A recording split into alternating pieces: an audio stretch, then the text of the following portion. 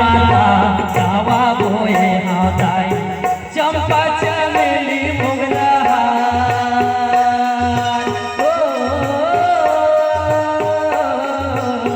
चंपा चमेली मोगरा मोरलाई जगमग मोरलाई जगमग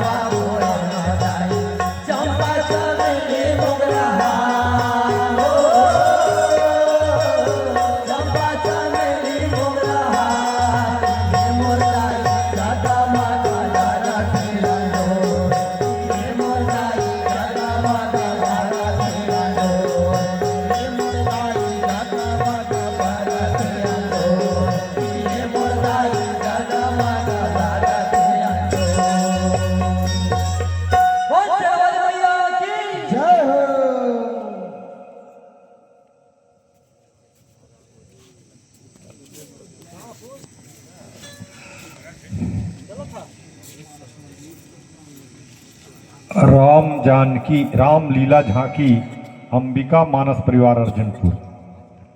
आप लोगों का इस मंच पर बहुत बहुत स्वागत, हार्दिक अभिनंदन। बहुत सुंदर गायन वादन आप सभी का। और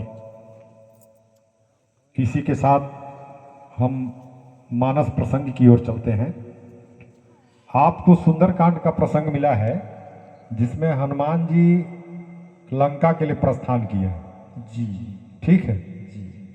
और वहां सुरसा आकर के उनके मार्ग में बाधक बनी हुई है, ठीक है जी। और उसने रास्ता रोकते हुए जब हनुमान जी ने कई प्रकार से विनय किया, अरे मुझे जाने दो, मैं राम काज के लिए जा रहा हूं जी जी, तो नहीं मानते, कौनो जतन दे ही नहीं जाना। तो हनुमान जी ने कहा कि ग्रसिष्ठ मोही कहो हनुमान, निकल जाओ, काहे के जब ना जाने ही नहीं दे रही होती। तो जोजन भरित ही बदन पसारा कपितन किन्न दुगुन विस्तार, माने सुरसा अपना रूप बढ़ाने लगी। 1 जोजन, इसके बाद 16 जोजन, इसके बाद 32 जोजन और इसके बाद 100 जोजन पहुंच गए जी। तो इस तरह का परीक्षा क्यों ले रही थी सुरसा?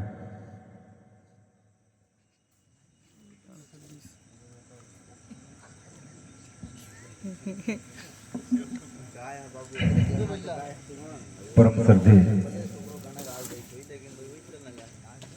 मंच विभूति विधायक महोदय जी,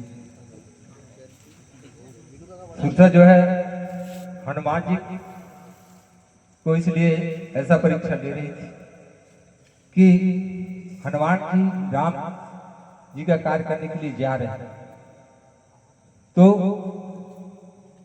उनका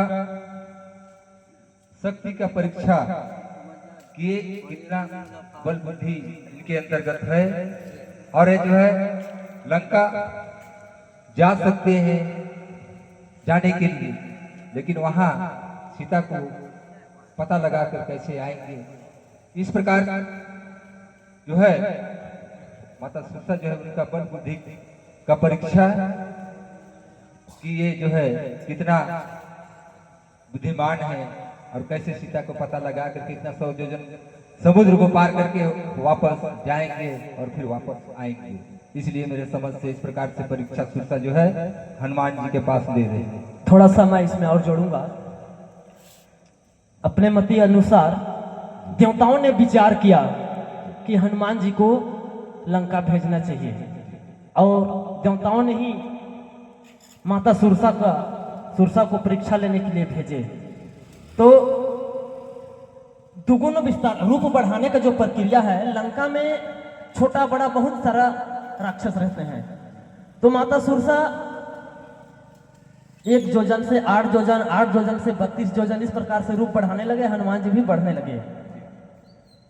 तो मुझे लगता है कि वहां कई प्रकार के राक्षस हैं, इसलिए माता सुरसा ने ऐसा परीक्षा लिए। शरीर बढ़ाने का, बल बुद्धि सभी का निपुण थे। आप भी कुछ जोड़ेंगे तो जोड़िए। जी, थोड़ी सी माएँ। अंत में उन्होंने सुरसा 100 योजन तक मुंह को फैलाया, तो वो परीक्षा ले रही थी कि इनमें 100 योजन तक, समुद्र की दूरी 100 योजन तक थी, तो मतलब लांग सकते हैं कि नहीं लांग सकते हैं, इसलिए 100 योजन का ही मुंह फैलाई। जी ऐसा विचार है महोदय जी। चलिए ठीक है, बढ़िया विचार है आप लोगों का, बहुत सुंदर विचार। जी अगर आप लोगों की आज्ञा हो, अनुमति हो, तो थोड़ा सा मैं भी कुछ बोलूं। जी जी देखिए, देवताओं ने हनुमान जी की बल और बुद्धि की परीक्षा लेनी चाहिए थी। जी बल कि इनके अंदर बल कितना है, जी और बल को आजमाने के लिए उसने अपना रूप बढ़ाना शुरू किया। जी हाँ, वही तो ठीक बता रहा था सर। रूप इसलिए बढ़ाया क्योंकि वहां हनुमान जी को सिंहिका को भी मारना है बीच रास्ते में, और सिंहिका को रूप बढ़ा के ही मारना होगा, है ना। सिंहिका कोई साधारण राक्षसी नहीं है। जी जी और इसके बाद वहां पर जा करके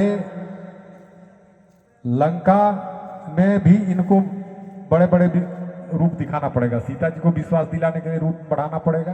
जी कनक भूधराकार शरीरा, समर भयंकर अति बलबीरा, है ना। लंका दहन के समय भी इनको रूप बढ़ाने की जरूरत पड़ेगी। और बुद्धि की परीक्षा कब हुई उनकी, जब उन्होंने 100 योजन अपना मुंह फैलाई और ये छोटा रूप धर के उससे बाहर निकल आए। तो छोटा रूप भी ये बना सकते हैं कि नहीं बना सकते हैं, क्योंकि लंका में बिना छोटा रूप बनाए ये प्रवेश कर नहीं पाएंगे। जी तो आपने देखा होगा कि मशक समान रूप कभी धरी लंक कहीं चली सुमरी न हरी, उस समय सबसे छोटा रूप बनाया था लंका प्रवेश के समय। इसके बाद भी ये लंक नहीं पकड़ ली थी, है ना। तो यही बल और बुद्धि के लिए उनका कि ये अपना रूप घटा बढ़ा सकते हैं कि नहीं, इसलिए वो अपना रूप सुरसा बढ़ाती गई। ठीक है, ठीक है। मैं वैसे आप लोगों के विचारधारा से सहमत हूं, आप लोगों ने भी ठीक ही बताया है। और आइए अब संत जी के पास चलते हैं मानस प्रश्न के लिए। रामलीला झांकी अंबिका मानस परिवार अर्जुनपुर स्थानीय लोक कला और आप लोगों का जो परिधान है बहुत सुंदर आप लोगों ने जोड़ा। जिस तरह से आप लोगों का परिधान उससे भी ज़्यादा सुंदर स्थानीय लोक संगीत का भी आप लोगों ने दर्शन कराया। आपके पूरे मंडली को बहुत बहुत धन्यवाद और इस मंच पे आप लोगों का अभिनंदन। व्यास जी, मैं सीधा प्रसंग की ओर चलूँगा। आपसे मैं ये जानना चाहूँगा कि जिस प्रसंग का आप लोगों ने गायन वादन किया, उस प्रसंग के माध्यम से आप जनमानस को क्या संदेश देना चाहेंगे?